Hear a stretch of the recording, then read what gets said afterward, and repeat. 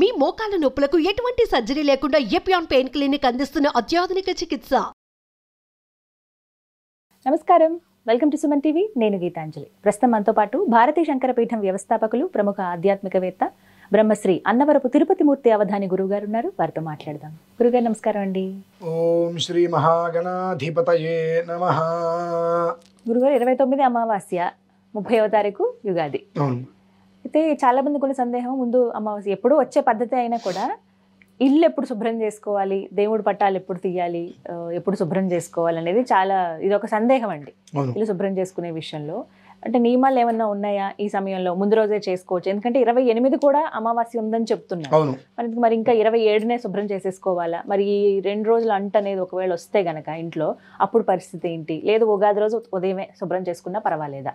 వీటి గురించి ఈ సరే, మనకు ఈ అమావాస్య కూటమిని ఇవన్నీ తీసి పక్కన పెట్టేస్తే, ఎప్పుడైనా సరే మనము పూర్వరాత్రో ముందు రోజు రాత్రి చేసుకోవాలి. ఎందువల్ల ముందు రోజు రాత్రే మనం అన్నీ బాగు చేసుకోవాలి. దేవాలయం అంటే దేవతా విగ్రహాలు తుడుచుకోవడం కానీ, కడగడం కానీ, బొట్లు పెట్టుకోవడం, అలంకారం చేసుకోవడం అనేటువంటిది ముందు రోజు రాత్రే మనం ఏదైనా చేసుకోవాలి.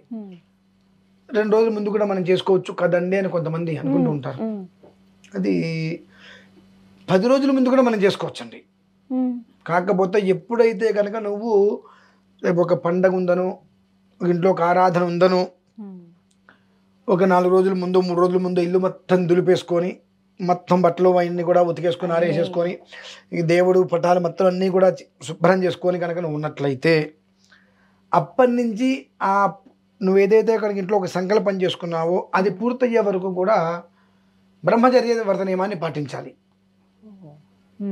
అలా పాటించడం అనేటువంటిది కుదరచ్చు, కుదరకపోవచ్చు. కనుక పూర్వరాత్రౌ అంటే ముందు రోజు రాత్రి, అంటే వాళ్ళ రాత్రి నిద్ర తలస్నానం చేసుకొని రేపు ఉదయం మనం ఏదైనా పూజ ఉంటుంది, ఇవాళ సాయంత్రానికల్లా మొత్తం అస్తమానం వరకు మొత్తం అంతా అస్తమానం తర్వాత మళ్ళీ చేయొద్దండి. పూర్వరాత్రి అంటే ముందు రాత్రి కల్లా పూర్తి కావాలి.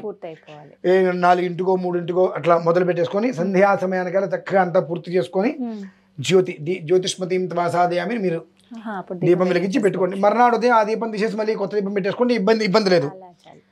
ఇందులో కొంతమందికి ఉన్నటువంటి సందేహాలు, గురుగారు ఇట్లా మేము పటం తీస్తున్నాం, కింద పడి పగిలిందండి పటము, పగిలిపోయిన పటం ఇంట్లో ఉండకూడదు కదండి. ఏం శాస్త్రం అమ్మా అది? పగిలిపోయిన పటం ఇంట్లో ఉండకూడదు అంటానికి శాస్త్ర ప్రమాణం ఏమైనా ఉన్నదా? అంటే విరిగింది కానీ ఇలాంటివి పెట్టకూడదు అంటారు కదా గురువు. పటం పగిలింది, ఫ్రేమ్ కట్టించు, మళ్ళీ ఫ్రేము కట్టించు మళ్ళీ. అట్లా పనికొస్తుందా అండి? అది ఒక పటం షాపులో అమ్మినప్పుడు ఒక ఫోటో మన ఇంటికి తీసుకొచ్చి ఇంట్లో పెట్టుకుంటే దానికి పూజలు చేస్తున్నాం, అమ్మవారిగా భావించి రకరకాల పూజలు చేస్తున్నాం. ఆవిడ నుంచి మనకి ఏదో లభ్యమైందని ఆనందపడుతున్నాం. ఏదో కర్మ ప్రార్థం, మేకు విరిగిందో, తుప్పు పట్టిందో, ఏదో చేజారిందో, కింద పడింది, అంత మాత్రాన అది అక్కడి పనికి మాలింది అయిపోయిందండి. వెంటనే మార్పించుకోవాలి. అద్దం తీసేసి కొత్త అద్దం వేసేసేయండి, కొత్త దాన్ని పెట్టేసి చక్కగా పెట్టుకోండి. అలా పనికొస్తుందా అండి? ఈ శరీరం ఉందిగా, ఏదైనా యాక్సిడెంట్ జరుగుతుందిగా, చేయో కాలు విరుగుతుందిగా, దానికి ఏం చేస్తున్నావు మరి? దానికి ఏదో రాడ్డో ఏదో పెట్టేసేసి మత్తే అన్నీ అంటే నువ్వన్నీ చేసుకోవచ్చా? అంటే నీకు చేయో కాలు విరిగిన ఏదన్నా ఇబ్బంది కలిగినా దానికి ఏదో నట్లో బోట్లో పెట్టుకుంటావు, తిప్పుకుంటున్నావు. నువ్వు నిత్య జీవితంలో అన్ని దేవాలయాలకి నువ్వు వెళ్ళొచ్చి అన్ని చుట్లకి చేసుకోవచ్చా? నీ ఇంట్లో ఉన్నటువంటి చిత్రపటం మాత్రం కింద పడితే అది నీకు పనికిరాదా? ఎక్కడ ధర్మం ఇది? ఆలోచించుకోవాలి ఇది. మరి కొంతమంది ఈ పగిలిపోయిన చిత్రపటాన్ని తీసుకెళ్ళి నీళ్ళలో వేస్తూ ఉంటారు. దానివల్ల వంశాలు పోతూ ఉంటాయండి. అలా చేయకూడదు. వంశాలు మొత్తం అంటే కొన్ని ఫోటోలు పాత పడిపోతాయండి. ఇప్పుడు ఎప్పటి నుంచో 10 ఏళ్ల క్రితం అప్పటి నుంచి పెట్టుకుని అలా ఉంచుతారు. అవి ఫోటో దగ్గర మసక వచ్చేయటము, మొహాలు సరిగ్గా కనిపించకపోవడము, ఇవి ఉండడం వల్ల ఇంకా వాటికి పూజ చేయలేరు కదా. అవును. వాటిని మరి ఏం చేయాలి? చెట్టు దగ్గర పెట్టేసింది, ఎక్కడైనా చెట్టు మొదట్లో దగ్గర వర్షం పడ్డప్పుడు అవి అందులో అలా అలా హరించుకుపోతాయి. అంతేగా నీళ్ళలో వేయకూడదు. ఎందువల్ల వేయకూడదు అంటే, నీళ్ళలో వేయచ్చు. ఎప్పుడు వేయచ్చు? దాన్ని ఫోటోని జాగ్రత్తగా పగలగొట్టి ఆ అద్దాలు ఫ్రేములు తీసి ఆ ఒక చిత్రపటం పేపర్ మాత్రమే నీళ్ళలో కలపండి. అంతేగాని వీటితో ఈ అద్దంతో సహా నీళ్ళల్లోకి వేసేసినప్పుడు ఈ అందులో ఉండేటువంటి జలచరాలు అవి తినడానికి వచ్చినప్పుడు ఆ గాజులు గుచ్చుకొని వాటి పరిస్థితి ఏంటి, ఇవి మనం తెలుసుకోవాలమ్మా. మనంతటి మనమే ఇవి అర్థం చేసుకోవాలి. అద్దం పగిలింది, చాలామంది ఆ పగిలిపోయిన అద్దాలు తీసుకెళ్ళి నీళ్ళల్లో వేసేస్తూ ఉంటారు. అద్దాలు నీళ్ళల్లో వేస్తే అందులో ఎన్నో రకాల జీవరాశులు ఉంటాయి కదా, అవేవో తినడానికి కొంచెం గుచ్చుకుని వాటికి ఏదైనా జరగరాని జరిగితే ఆ పాపానికి ఎవరు మోయాల్సింది? మూలకారకులు మనమే. కాబట్టి అద్దం పగిలింది, ఓకే, జాగ్రత్తగా దాన్ని మొత్తం తీసేసి చెట్టు కింద పెట్టేసి, ఫోటో బాగుంది, ఆ ఫోటో తీసుకొని మళ్ళీ ఇంకొక చిత్రపటం చేయించు. ఈ పెంకులు మొత్తం కూడా ఒక దాంట్లో చిన్న చిన్న ముక్కలుగా చేసేసి ఒక 5 అడుగులు 6 అడుగులు 4 గుంట తీసి గుంటలో పోసి గుంట పూడ్చేసి, ఎవరికి దానివల్ల నష్టం ఉండదుగా. నష్టం ఉంటుందండి ఎవరికైనా? ఎవరికి ఎలాంటి నష్టము ఉండదు గుంటలో వేసేస్తే. అట్లా చేసేయటం వలన నీకు మంచి జరుగుతుంది. కానీ అద్దాలు పగిలిపోయిన పక్కన పడేయటం, నీళ్ళలో పడేయటం, చెట్ల కింద పడేయటం, ఇవన్నీ కూడా నాకు అనిపిస్తూ ఉంటుంది. ఎవరు చెప్పినటువంటి సూత్రాలు ఇవన్నీ? సుఖానున్న ప్రాణాన్ని దుఃఖాన్ని పెట్టుకోవటమే. మామూలుగా అయితే ప్రతి గురువారం ఇల్లు శుభ్రం చేసుకోవాలమ్మా.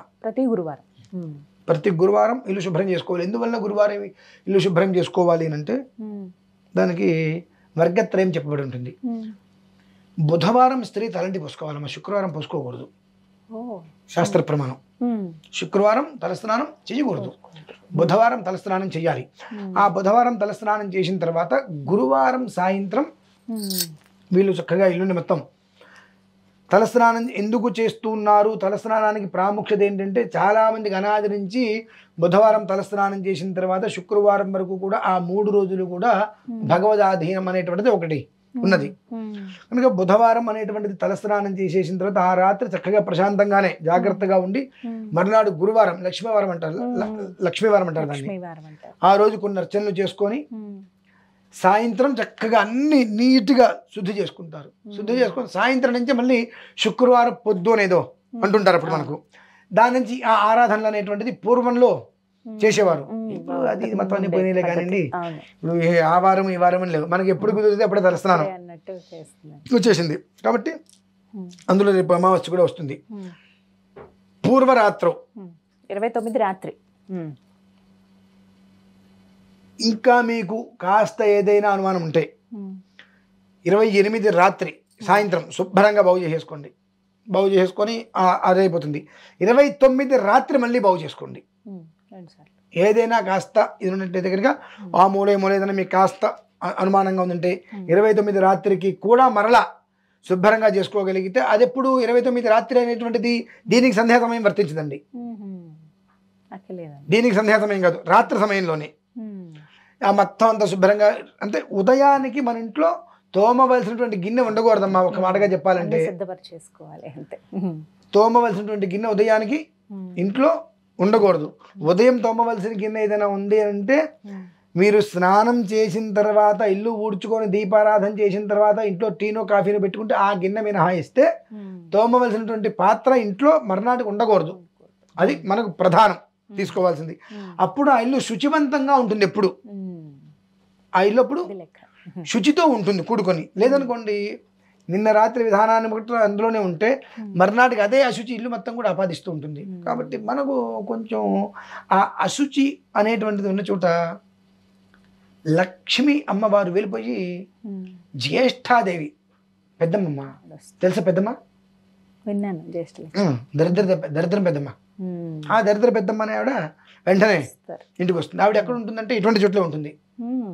అన్ని చోట్ల లక్ష్మీదేవి అని ఎక్కడ పడితే అక్కడ ఉంటుంది కానివ్వండి, ఈవిడ ఎక్కడ పడితే అక్కడ ఉండదు. ఆవిడకి చాలా అంటే చాలా శుచి ఎక్కువ. ఎక్కడైతే ఇంట్లో పూజలు ఉంటాయో, ఏ ఇంట్లో అయితే కనుక ఉదయం సూర్యోదయంలో స్నానం చేయకుండా ఉంటారో అటువంటివి ఆవిడ నేనున్నానుకుంటే వచ్చేస్తుంది అక్కడికి. కాబట్టి ఇల్లు శుభ్రం చేసుకోవాలంటే మామూలు రోజులలో గురువారం సాయంత్రం సంధ్యా సమయానికి, ఇటువంటివి ఏదైనా పర్వదినాలు వచ్చినప్పుడు రాత్రం పూర్వరాత్రం ముందు రాత్రి శుభ్రంగా తీసుకొని మర్నాడు ఉదయానికి శుభ్రంగా నీకు ఇది తోముకోవాలి, ఈ దీపం కుంది తోమాలి, లేదంటే ఇది తోమాలి అనేటువంటిది లేకుండా అన్ని తీసుకొచ్చి దేవుడి దగ్గర పెట్టుకోవాలనేటువంటి రీతిలో పెట్టుకునేటట్టుగా ఉంచాలమ్మా. అది విధానం.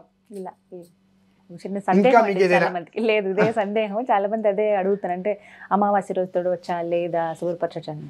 కానీ అమావాస్య అంటే ఎప్పుడూ కూడా చక్కటి యోగాన్ని జీవితాన్ని పూర్తిగా కూడా మార్చగలిగేది కనుక పూర్వరాత్రి ఉన్నప్పుడు ఎప్పుడైనా అమావాస్యకి చతుర్దశి రోజు నాడు మొత్తం అన్ని చతుర్దశి నాడు పూర్వరాత్రి సాయంత్రానికి మొత్తం రాత్రి అన్ని శుభ్రంగా బాగు చేసుకొని ఆ ఇంట్లో అమావాస్య రోజు నాడు ఇంట్లో దీపాలు పెట్టి అంటే కరెంటు లైట్లు వెలిగించినా వెలిగించకపోయినా ఈ దీపారాధన చేస్తాం చూశారండి. ఈ చేసేటువంటి దీపారాధన కాంతితో ఇల్లు మొత్తం కూడా సువర్ణ కాంతిమయంగా ఏ ఇల్లు అయితే ఉంటుందో ఆ ఇల్లు సర్వము శతం వా సహస్రం వా అపరిమితం వా అనేకధ సహస్రధ అపరిమితధ శ్రేయస్సుగానే ఉంటుంది ఎప్పుడు కూడా. ఇది లేదు అనేటువంటి పదం లేకుండా ఉంటుంది ఎప్పుడు కూడా.